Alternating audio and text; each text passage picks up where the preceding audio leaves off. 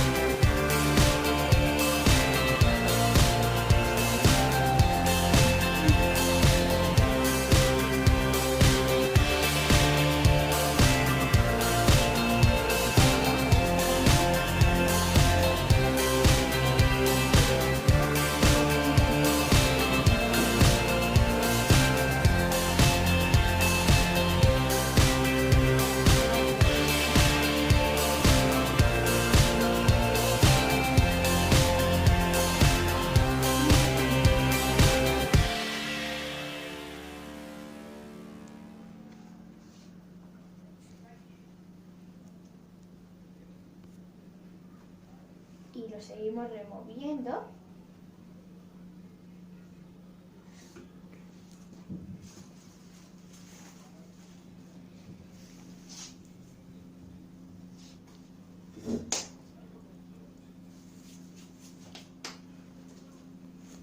Lo siento por la traducción.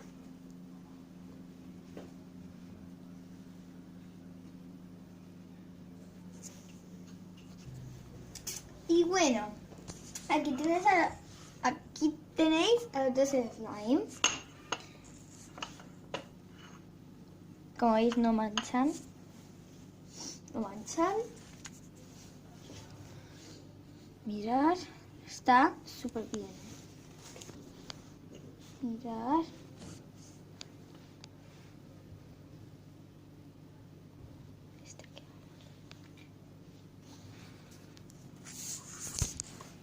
Y este ha quedado pues como más que no mancha mucho.